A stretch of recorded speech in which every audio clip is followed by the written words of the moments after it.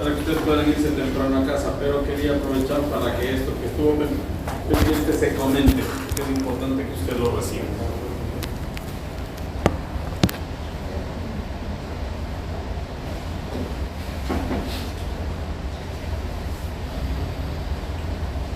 La configuración interna del tronco encefálico, como sabemos, está ajustada para su estudio en práctica por ciertos cortes que nos ayuden a orientarnos. A nivel de mesencéfalo, consideramos los colículos superior e inferior como puntos referentes importantes que nos permiten ver varios elementos. Ahí nos quedamos, ¿o no? Creo que faltó el mismo del rombencéfalo también, ¿no? Ajá. Sí.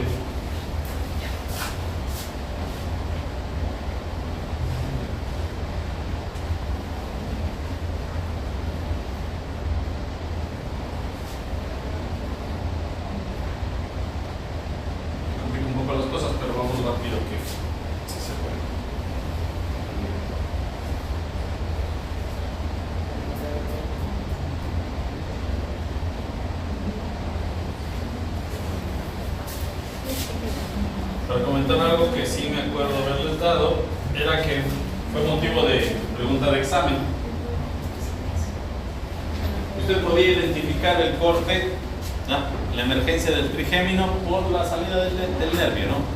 Ya que el corte previo que correspondía a la eminencia teres, lo único que iba a tener era los elementos bastante parecidos, del aspecto bastante parecido, pero no iba a tener una emergencia tan significativa y que viniera de una estructura pálida que correspondía al núcleo sensitivo del trigémino.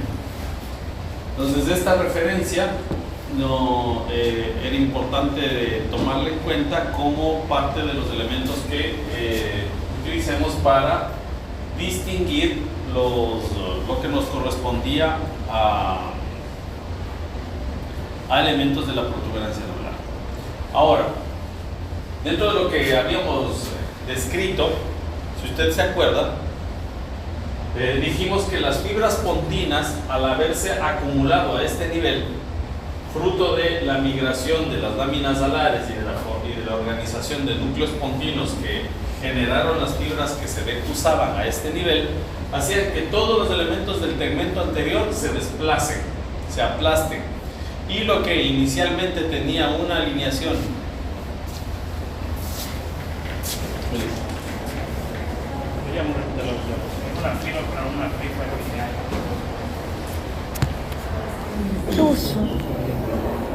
entonces estamos yendo por acá.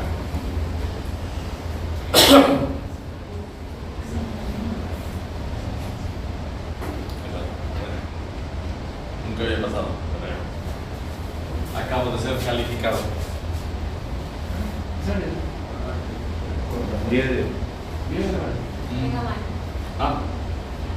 No sé. Ahí llenó. Pero eso antes dependía mucho de la calificación que ustedes den, porque hay un punto en el que les piden que suban la calificación de los docentes. Sí, ya. Simón. A ver, entonces, doctores, tenemos las fibras pontinas que están generando desplazamiento del tegmento, ¿ya? Y esto provocaba que las estructuras que vimos en el bulbo raquídeo se aplasten, se desplacen y se abran. Pues, si las patitas así del menisco medial estaban en esta posición, ahora se abrían a los lados, determinando que la banda de las fibras que teníamos en el centro se vuelva más bien una L, ¿sí? Y teníamos la L de los meniscos representada por el menisco medial desplazado a este lado, el menisco espinal en este punto, y el menisco lateral, perdón, y el menisco medial como el eje de una L imperfecta, ¿no? Entonces teníamos en esta posición al menisco medial, el menisco espinal y el menisco lateral. De lo que teníamos al fascículo rubro vulvar y rubro espinal en el corte anterior, como la aceituna de la copa de Martini, ¿se acuerdan que a ustedes no? Les dibujamos acá un Ben de Ramírez para que se acuerden. No, ahí está Ben de Ramírez. No está el Ben de la estatua que hicimos ella.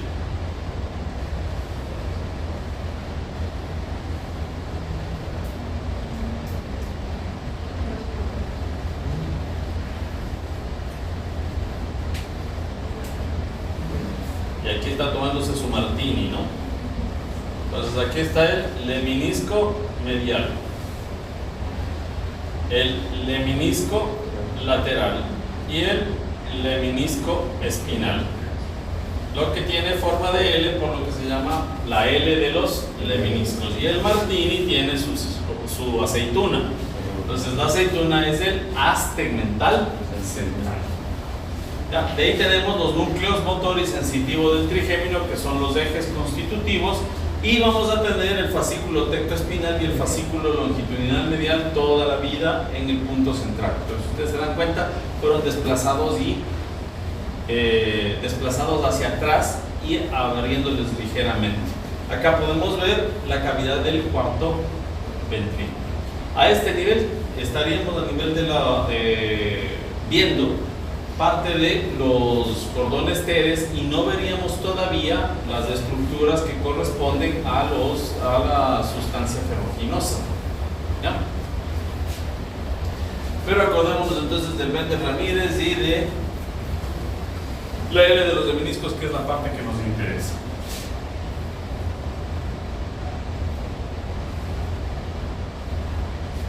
Ahí podemos observar los elementos y que ya tenemos centrados. Ahora, ¿qué pasaba con el haz tegmental central? Este fascículo que ustedes lo están viendo desde la protuberancia se extiende silenciosamente a lo largo de la formación reticular, y lo que nos conecta es ¿qué cosa? Núcleo rojo, núcleos vestibulares, a la formación reticular por supuesto, y a los núcleos olivares inferiores. ¿Ya? ¿Y para qué sirve esta regulación o este sistema, como esta red que conecta de manera de cruz a los núcleos vestibulares, al núcleo rojo y a los núcleos olivares inferiores? Sirve para regular función en flexo-extensión, para el motor grueso. Y una persona que tiene indemne el haz tegmental central permite pasar la información que le llega del cerebelo para inhibir flexión o para estimularla, para inhibir extensión o para estimularlo. Y eso va a determinar que usted pueda, su musculatura pueda saber si es que se contrae o no. ¿Qué sucedería si se lesiona? Su cuerpo no sabe qué hacer y simplemente se liberan circuitos. Entonces, cuando eso sucede, usted empieza a tensionarse y aparece distonía. ¿Sí? Entonces, la lesión del haz tegmental central determina distonía.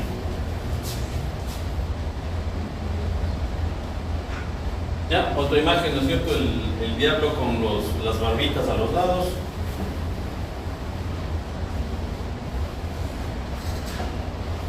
¿Ya? Y de aquí pues tenemos que irnos al istmo del mesencéfalo, que va a ser justo un corte por donde emerge el cuarto nervio craneano.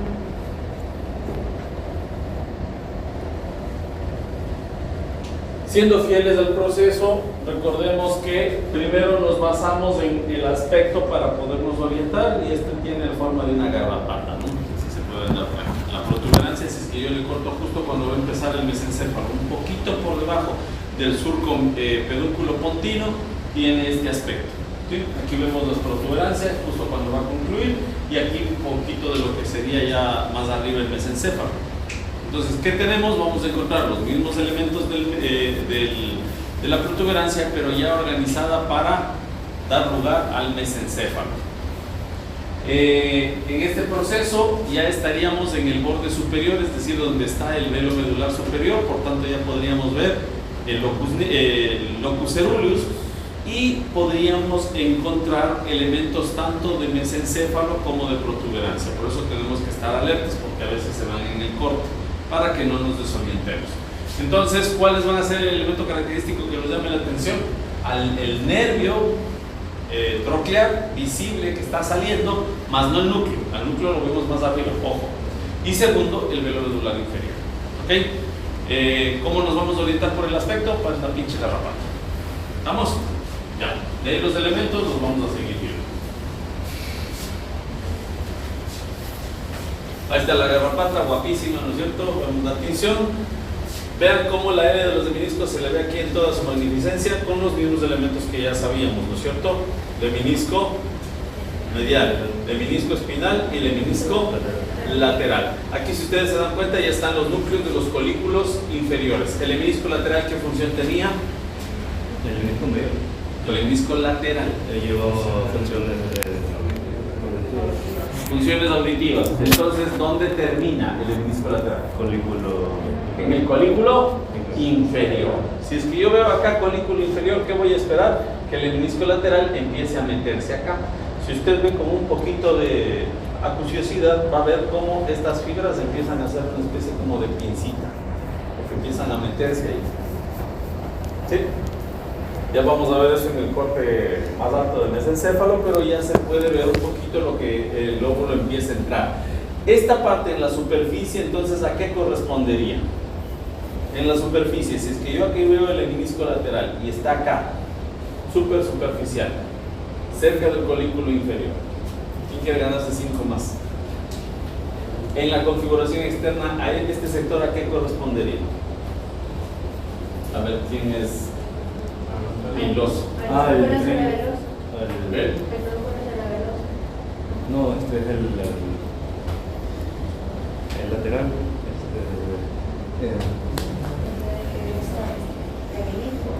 No, el menisco,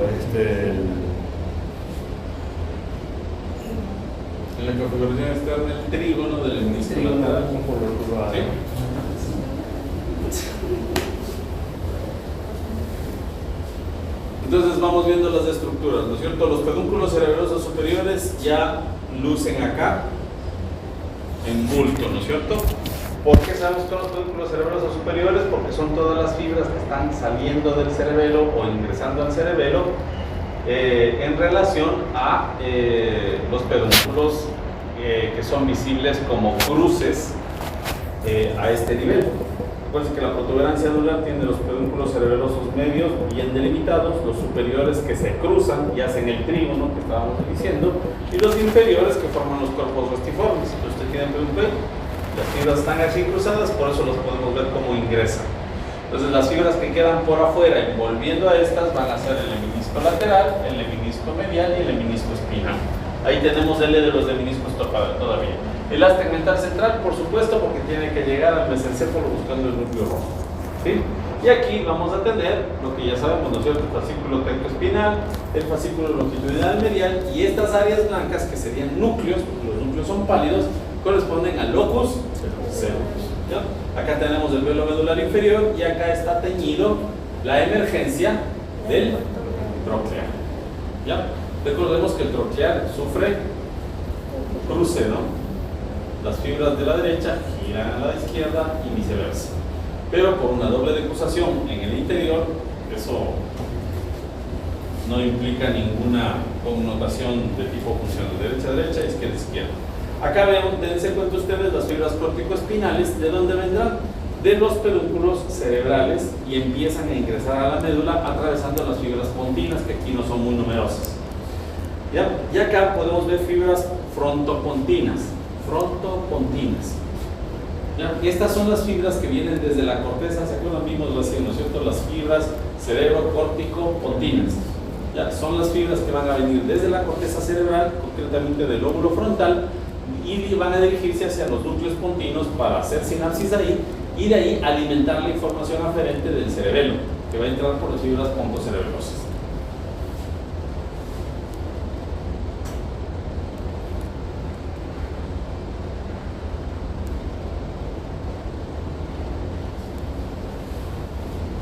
La garrapatita, pedúnculos cerebelosos superiores, ahí se les nota, ¿no es cierto? Cuando usted ve externamente, todo para ustedes es pedúnculo cerebeloso, pero acá se puede notar como esas fibritas estriadas que hacían ese triángulo formaban el trígono del menisco lateral. Acá ya no se ve colículo superior, si se dan cuenta. ¿Sí? Aquí el corte es más limpio, pero en el otro se habían metido un poquito a mesencéfalo. Aquí están las fibras pontinas transversas, los núcleos pontinos y las fibras córtico-espinales abultadotes. ¿Ya? Otra garrapata.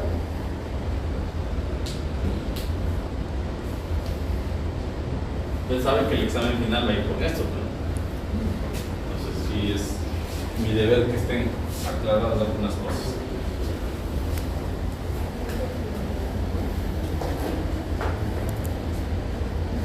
Volviendo al tema de mesencéfalo, acordémonos que los cortes van a respetar estas estructuras. ¿Sí? Van a respetar estos cortes. Lo primero que nos va a llamar la atención es el colículo inferior. Es buenazo que veamos el istmo del rombencéfalo para que nos demos cuenta la progresión de los cortes. Estamos viendo la L de los meniscos bien bonita, ¿no es cierto? ¿Qué va a suceder en el mesencéfalo? Desaparecen las fibras pontinas, entonces ya no voy a estar con las fibras aplastadas. Algunas ya se van a quedar en el camino. ¿Sí? ¿Cuáles principalmente se va a quedar en el camino? Ya evidente. Las fibras del menisco lateral. ¿Por qué? Porque se quedan en el colículo inferior. ¿Sí? Y nos encontramos con otras estructuras, los pedúnculos cerebrales. Y eso es como un cableado de ascenso y descenso. Las fibras del puente eran fibras transversas. Acá en cambio es un cableado gigantesco, como dos cables de alta tensión que forman los pedúnculos cerebrales. ¿Ya? Y para su deleite, o para que se acuerden, piensen en Kirby. Sí se les dijo, ¿no es cierto? En configuración externa. Piensen en Kirby volteado de cabeza. Ahí está su pinche Kirby. Las patitas de Kirby. Cabecita Kirby. ¿Sí? Pedúnculos cerebrales van a corresponder a los pies de Kirby. ¿Ok? ¿Cómo entonces nos vamos a orientar con este corte? Primero porque llama la atención un espacio central, como una mancha en forma de cuadrado, que es el punto de cruce de las fibras del pedúnculo cerebeloso superior. ¿Estamos? De ahí, con respecto al aspecto, veamos que nos dicen acá. La diferencia entre el mesencéfalo inferior y superior es la presencia de la decusación del pedúnculo cerebeloso. Vimos en el corte de la garrapata cómo los pedúnculos cerebelosos superiores se veían ahí como unos dos paquetes de fibras. Esos van a llegar en este punto en el mesencéfalo inferior y van a cruzarse. Entonces todas las fibras que vienen del cerebelo hacen una decruzación, principalmente son fibras dentorurales, y hay otras que venían desde la médula espinal. ¿Cuáles eran estas que se cruzan? Las espinocerebelosas ventrales. ¿Sí? Entonces estas hacen una decruzación y entran por los pedúnculos cerebelosos superiores. ¿Ya? Entonces vamos a ver esta área como un área cuadrilátera de cruce. ¿Ya? Es como si hubiéramos agarrado y de tajo nos encontráramos en una trenza que le cortamos. ¿Ya? Vemos los pedúnculos cerebelosos inferiores y el Kirby de pie no da chance de perderse.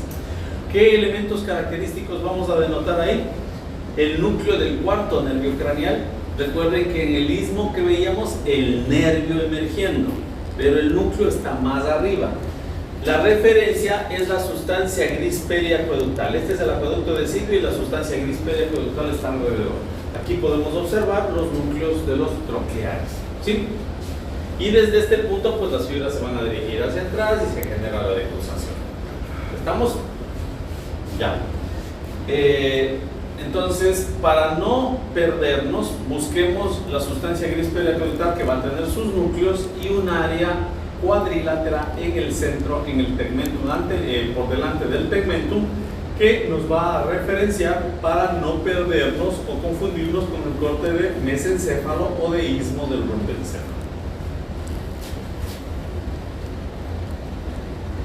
Aquí está, este corte es maldito porque tiene ambos de ambas cosas. Si ustedes se dan cuenta, parece garrapata y parece mesencéfalo, ¿sí o no?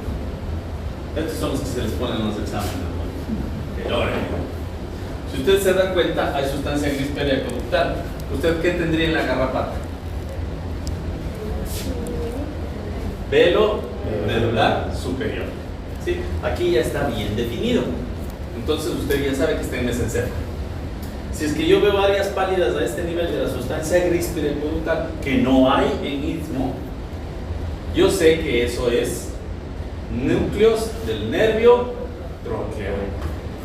Y nos vamos abajo y digo, a ver, veamos. ¿Tiene L de los meniscos? No. ¿Tiene pedúnculos cerebrales? No. ¿Tiene un área central cuadrilátera oscura de fibras? Pucha, es mesencéfalo inferior. Y si vemos acá, esta es la pata del Kirby y esta es la otra pata del Kirby. Y este pedacito es lo único que se le ha ido de la garrapata. ¿Sí? Pulamos un poco la imagen para que nos demos cuenta tal cual lo que es. Miren. ¿Sí? Removimos esta parte y ahí sí ya podemos ver que es mesencefa. El Kirby con sus patitas acá, el cuerpo de Kirby, el sustancia gris periacueductal y el acueducto de Sim. Entonces, elemento característico, el núcleo del troclear, núcleo del troclear, ¿sí? Y el área de la decusación del pedúnculo cerebeloso superior. Vámonos hacia atrás, núcleos de los tubérculos cuadrigéminos inferiores o colículos inferiores. Son auditivos, entonces allá llega el lemnisco lateral. Miren cómo el lemnisco lateral le abraza como partidos de cangrejo que están mordiéndoles, o como melvas. ¿Sí saben lo que son las melvas? Qué chisteza. Entonces sí saben que es un gansito marinero. Bueno, no sé cómo se llamen aquí, ¿verdad? Pero hay unas galletas que son unos dulces tradicionales, ¿ya? Que son como bizcochitos y tienen en el centro una cremita blanca y que tienen la mitad manchada de chocolate. Sí están los gansitos. Sí, esos son dulces nacionales ecuatorianos, biribiri. No, o sea, yo estaba siendo sarcástico, o sea, no sabe lo que es una melva, que es un producto nacional, pero sí se ha de saber que es un biribiri. Llega, efectivamente. Ya.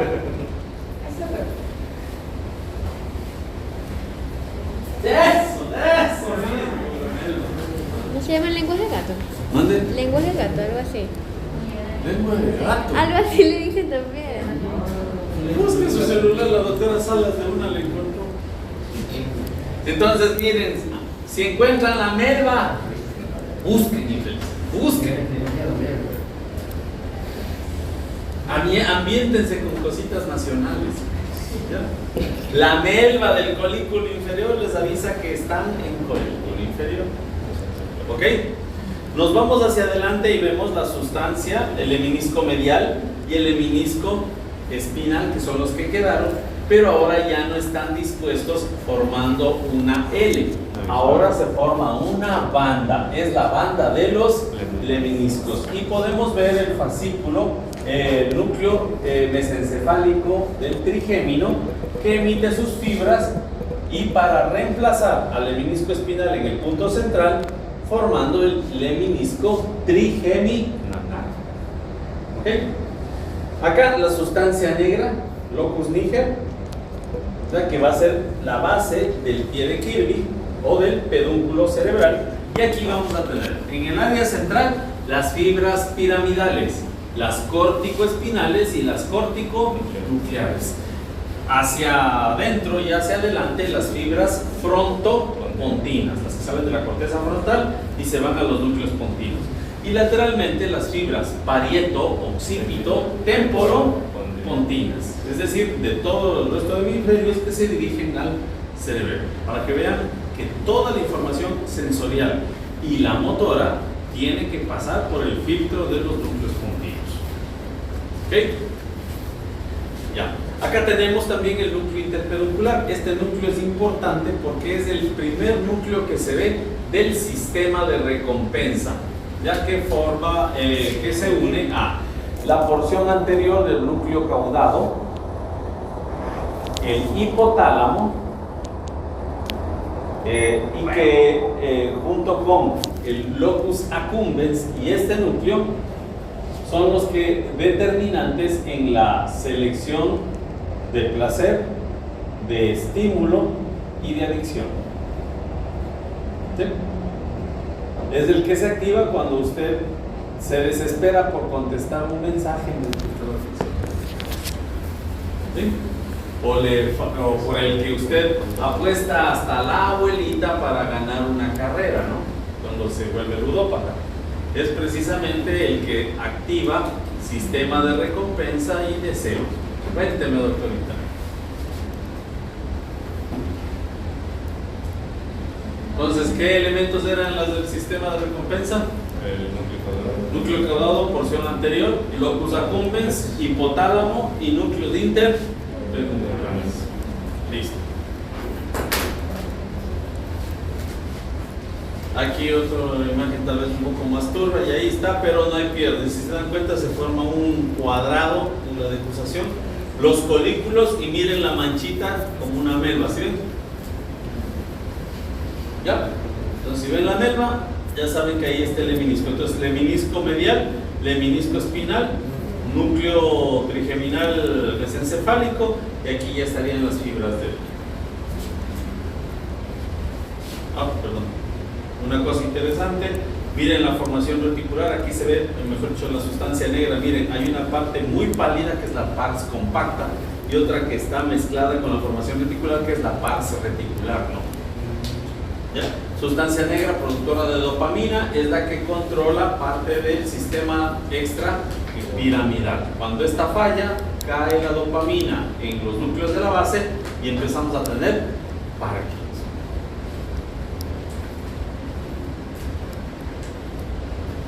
Otro corte también engañoso, si se dan cuenta no se ven las patitas de Kirby porque se fue un poquito de la protuberancia.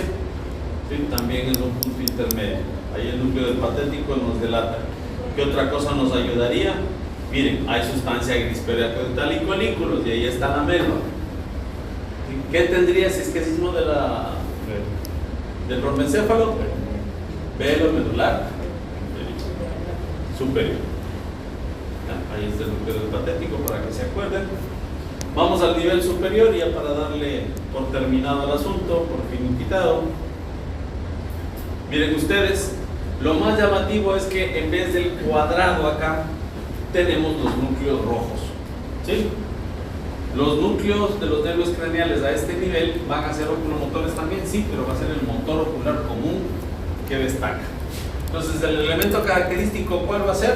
El núcleo rojo. El complejo oculomotor, pero conformado por el motor ocular común y el núcleo de Edinger-Westphal, ¿sí?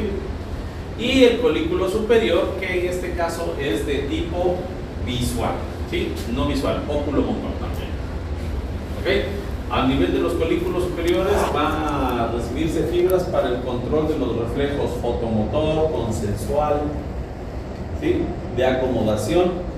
Y va desde ese núcleo, el colículo superior también va a relacionar el estímulo fotomotor para que responda el núcleo de Edinger-Westphal achicando o agrandando la pupila.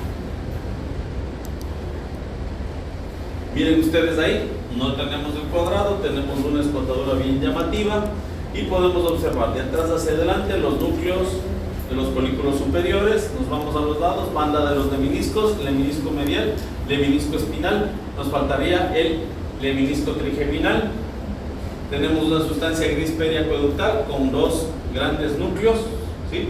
Los núcleos más voluminosos y más alejados del acueducto van a ser somáticos, son los núcleos oculomotores. Los que están más cerca son los de Edinger-Westphal. ¿Ya? Medial a la banda de los lemniscos nos encontramos con los núcleos rojos. Fíjense ustedes esta cantidad de fibras oscuras que están llegándoles. Esas son las fibras dentorubrales, ¿sí? Y se mezclan con las fibras que están saliendo de los núcleos oculomotores para dar origen a la emergencia del motor ocular común, del tercer nervio craneal de cada ramo. ¿Ya? Sustancia negra nuevamente, y acá tenemos igual fibras piramidales, frontopontinas, témporo, occipito, parieto, continas. Facilito los núcleos. ¿Sí? El núcleo rojo, ¿qué cualidad tiene? Es el que se va a encargar de comandar las órdenes de flexión. Un ojo a esto, cuando usted vea diencéfalo le va a aparecer otra vez la sustancia negra y el núcleo rojo. Si ustedes ven, están muy pegaditos. Pero cuando esté en el mesencéfalo se encarga de la flexión y de inhibir la extensión. Y la sustancia negra de producir dopamina para controlar el movimiento en el telencéfalo. Pero cuando el núcleo rojo y la sustancia negra son visibles en el diencéfalo, ya no se llaman núcleo rojo y sustancia negra. Se llama subtálamo. ¿Sí? Y el subtálamo ya no hace lo mismo que en el mesencéfalo. El subtálamo controla los movimientos balísticos o los movimientos amplios de baile. Ahora, ¿por qué se llaman movimientos de baile? Ya si usted está pegándose un bailecito, está haciendo una corea. Corea es baile en latín, ¿ya? Pero si es que a ese baile a usted le agarra un poco de break dance, ¿sí? Y hace movimientos ampliados, potentes, usted hace movimientos balísticos, es decir, movimientos denominados balismos, ¿sí? Por decirle de otra manera, ¿usted ha escuchado de la corea de Huntington? ¿Alguna vez en alguna? Para que se acuerde en forma general, esto es mnemotecnia, no es actual. Corea, piensen en Corea. Los coreanos saben artes marciales, ¿no? Entonces, ¿sí? Entonces los movimientos coreicos parecen a un karateca entrenando, ¿sí? Mientras que el hemibalismo o el balismo consiste en los mismos movimientos coreicos pero ampliados, equivalentes a los que haría un lanzador de bala, ¿sí? Entonces los movimientos son más toscos y conllevan la participación de grupos musculares más grandes, ¿sí? Entonces, Corea, hemibalismo, ¿ya? El hemibalismo es controlado o es regulado por el subtálamo. ¿Qué es el subtálamo? La sustancia negra y el núcleo rojo, pero en el bien cero.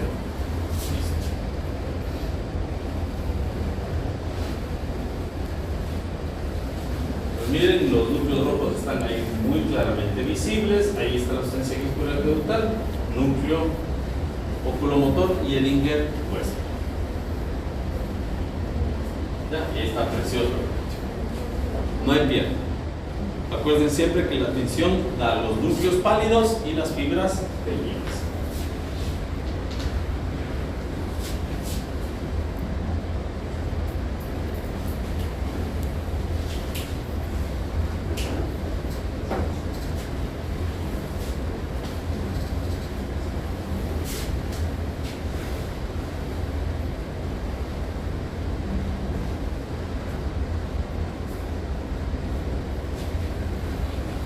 Retomando la clase, prácticamente sería un repaso, pero retomemos la clase que vimos ya en teoría y que sus compañeros de lunes ya vieron en práctica, ¿sí?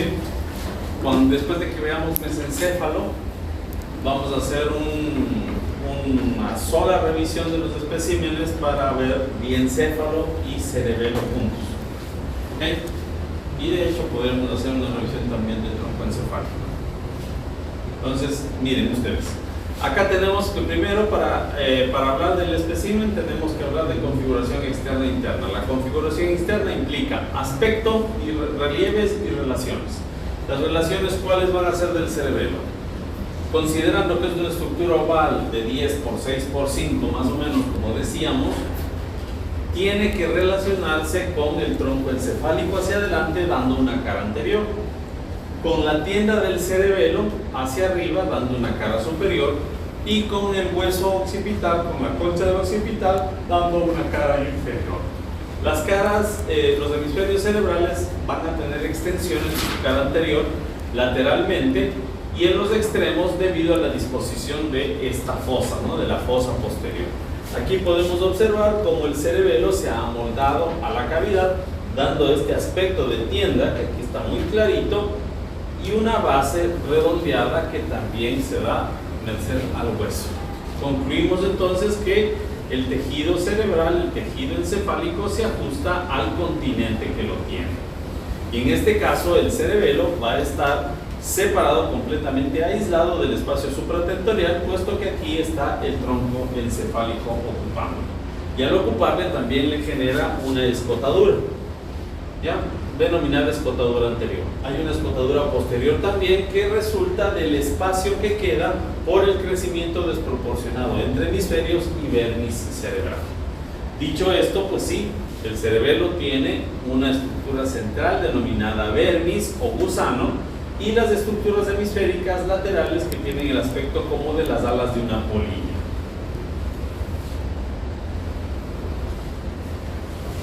Vemos ahí el cerebelo, ¿sí? Con lo que hemos mencionado, haciendo un corte a nivel del árbol de la vida. Entonces, vamos a hacer el repaso de las caras. Ustedes ya saben esto, ¿no es cierto? Esa es la división funcional.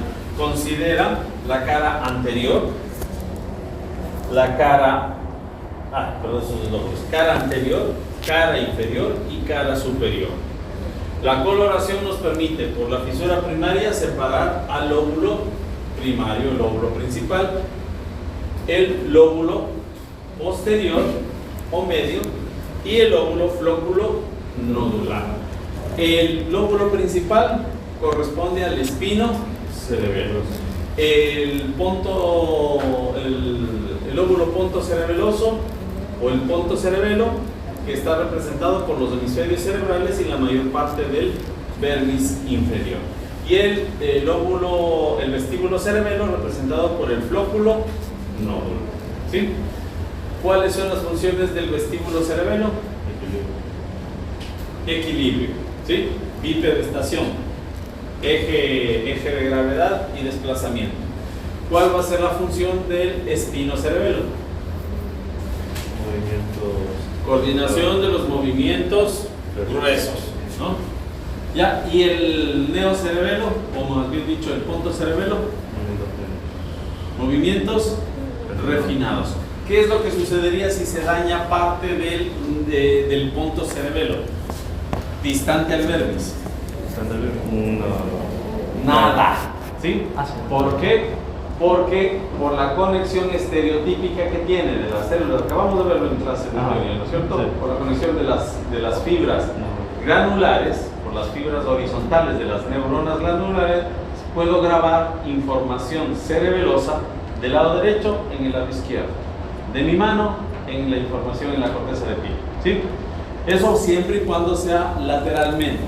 Si es que yo estoy cerca del vermis, estoy cerca de los homúnculos y ahí ya tengo que tener cuidado. Por ejemplo, hay un homúnculo en el sector del lobulillo principal, que si es que se daña el vermis superior, puede provocarnos ataxia en tándem o nistagmus, ¿no? Si es que yo en cambio tengo un daño en las áreas paravernianas, ¿sí?, próximas a la vallécula, yo puedo tener alteraciones como disdiadococinesia y dismetría. ¿Contra o ipsilateral? Ipsilateral. En el cerebelo el daño es del mismo lado, ¿ya? Y esta dismetría y disdiadococinesia ipsilateral es irreversible si se produce donde está el homúnculo, en el área paraverniana del mismo lado. ¿Ya? Ok. Bueno, pues hablamos de la fisura primaria, la úvulo nodular y la horizontal. La horizontal, que se puede ver a este nivel, no tiene mayor trascendencia funcional, más desorientadora anatómica. Tenemos el principal, que nos permite dividir en lóbulos, y la úvulo nodular, a partir de la cual hay unas prolongaciones de sustancia blanca que nos permiten delimitar al lóbulo flóculo nodular.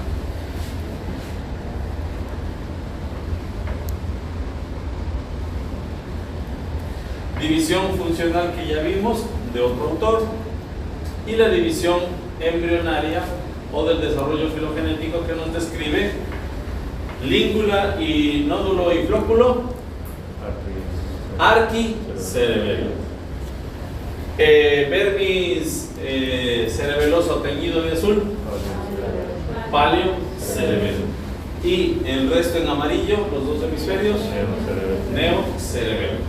El neocerebelo es reemplazado por el pontocerebelo. El paleocerebelo es reemplazado por el espinocerebelo. Y el arquicerebelo es reemplazado por el estímulocerebelo. Acabamos de ver.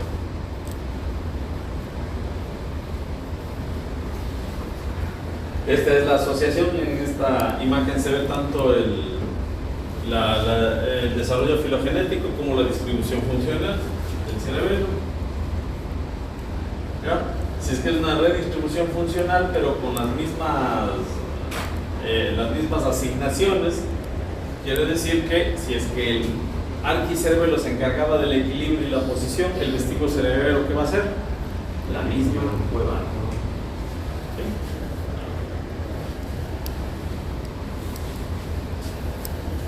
Listo, entonces vamos a hacer el repaso de las estructuras de configuración externa de acuerdo a las caras. ¿Sí? Y vamos entonces. Primero, delimitemos los elementos que nos ayudan a orientarnos. Ya sabemos que tiene forma oval, que toma la forma de la fosa posterior, va a tener este aspecto como de payacucha. Para los que no sepan qué es una payacucha, es una mariposa grande y fea y negra. Que aquí le han sabido decir polilla, que falta de originalidad. Payacucha, nombre quichua, aprende algo más. ¿Ok? Vamos. Vermis cerebeloso, hemisferios cerebelosos, el borde circunferencial del cerebro que corresponde a la fisura horizontal, la escotadura anterior donde está ubicado el tronco encefálico, la escotadura posterior, resultado del crecimiento desigual entre vermis y hemisferios. En la cara inferior tenemos la vallécula, ¿sí? El espacio como las pajitas de una nalguita, ¿no es cierto? Y podemos ver el vermis cerebeloso en el centro, que deja dos surcos a cada lado, que son los surcos paravermianos, cuya corteza a cada lado nos describe dónde están las áreas paravermianas peligrosas si es que se lesionan, porque estas nos van a dar sintomatología irreversible. Cara anterior tenemos la língula, que se va a ver con el velo medular superior. Ojo que el velo medular superior y el inferior no son lo mismo que el nódulo. Acá tenemos el nódulo cubierto por el velo medular inferior, acá está el velo medular superior y este espacio que corresponde al divertículo cerebeloso del cuarto ventrículo o divertículo ventricular del cerebelo. Tenemos los pedúnculos cerebelosos delimitando esa cara. Y vemos al flóculo que se ha extendido desde el nódulo siguiendo esa banda de sustancia blanca. Ahí está el divertículo ventricular del cerebelo que les mencionaba. Aquí se describe la banda de sustancia blanca que fija el nódulo al velo medular. No se ve el nódulo, ¿por qué? Porque el velo medular está extendido como una sábana sobre él, ¿no?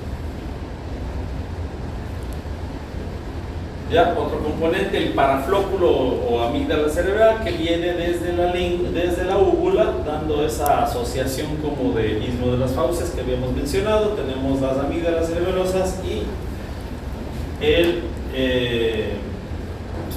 y la úvula en el centro.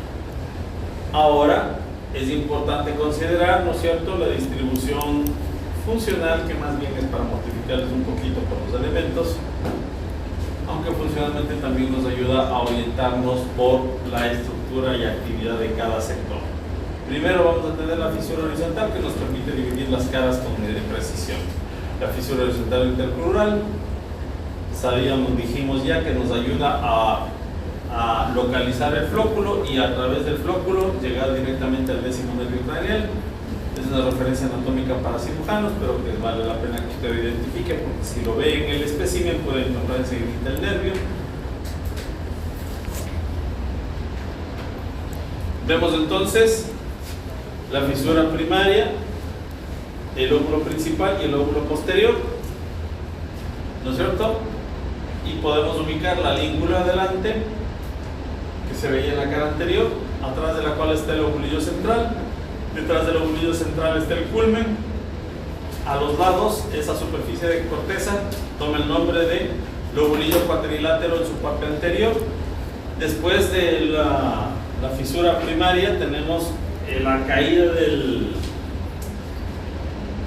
del vermis, por lo que se denomina declive, a los lados del cual va a estar la porción posterior del lobulillo cuadrilátero. Y tenemos el folium o lámina, a los lados del cual queda un espacio en forma de semiluna que se denomina el lobulillo semilunar superior, o también el cruz 1 del lóbulo ansi-orbicor, que como ustedes saben ya es una pacotada, que quieren se aprenden, si no, no le paren ni bola. Ya, tenemos en la cara inferior el túber, efectivamente tiene la forma de un tubérculo, a partir del cual nace el lobulillo semilunar inferior o cruz 2 del lobulillo ensiforme.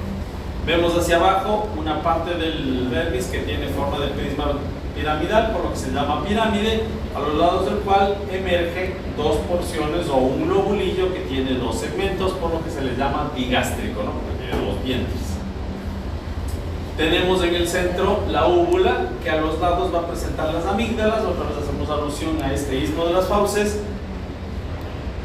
que va a ser visible a la altura de la vallécula, ¿ya? Y ahí se ha acabado, no hay mayor drama. Cara anterior, tenemos la fisura úvulo-nodular, que al extenderse a los lados toma el nombre de fisura posterolateral y nos permite separar al óvulo flóculo nodular.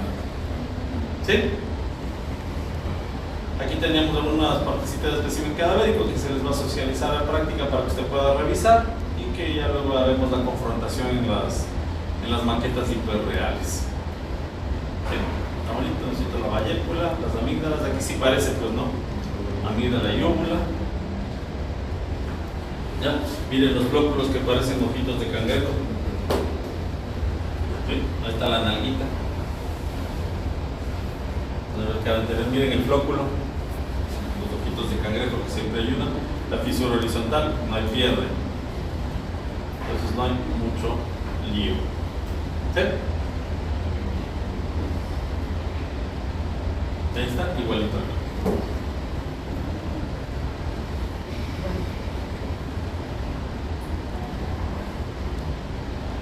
En la configuración interna vamos a ver, hay que considerar tres cosas. Primero, en el corte, el árbol de la vida.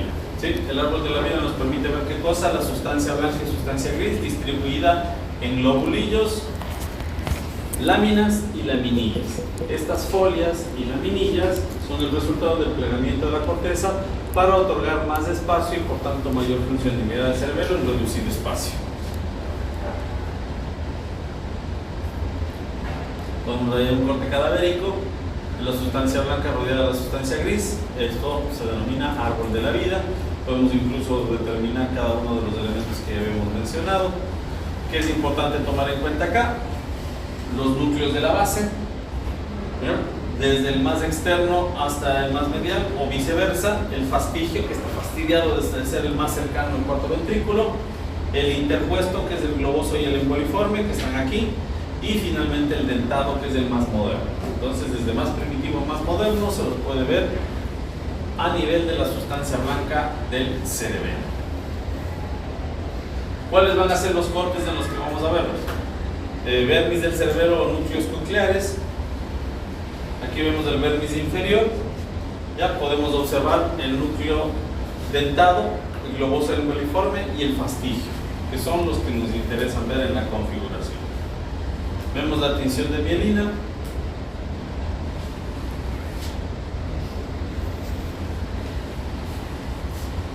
Ahí está. ¿Sí? No hay pierde, los núcleos siempre se van a ver pálidos, sin tinción. Vemos el núcleo fastigio, globoso emboliforme y el núcleo dentado. Si ustedes se dan cuenta, a este nivel tenemos un corte en colículos inferiores en el tronco encefálico. ¿Sí? Ahí vemos el fastigio, globoso emboliforme y el dentado. ¿Ya? No hay pierde.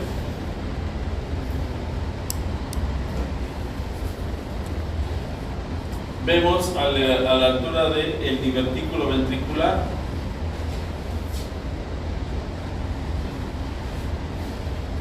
del cerebelo, divertículo cerebeloso del cuarto ventrículo, que está a la altura de eminencia teres, es decir que vamos a ver parte de la protuberancia. Si es que ubicamos a los cortes, podemos ver nuevamente a los núcleos dentado, globoso emboliforme y fastigio.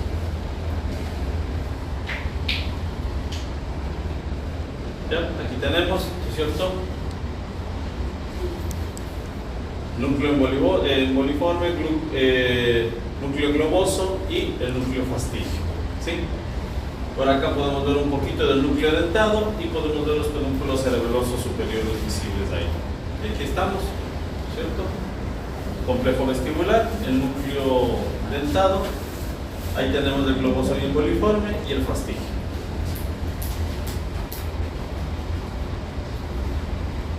Parte del pedúnculo cerebeloso superior, el inferior y el medio. Es todo esto de acá. ¿Cómo sabemos eso? Porque estamos a la altura de la protuberancia, donde el núcleo las fibras del facial dan la vuelta al núcleo del abducens.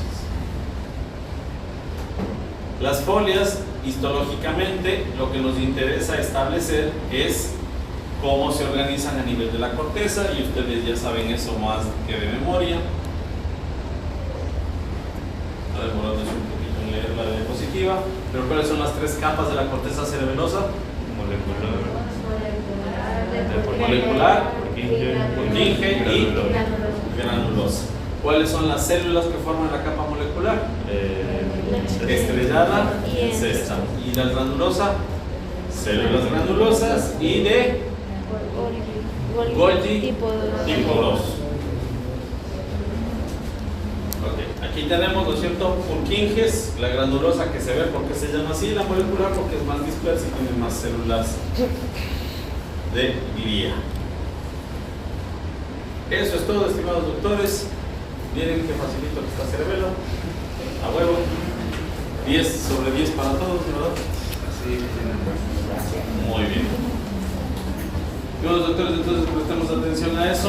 La parte de síndromes queda para su trabajo autónomo. Si es que espero que hagan preguntas, y ya saben que también les toca revisar eso para la tarea del final del parcial. ¿Okay? Muy bien, doctores, les agradezco mucho.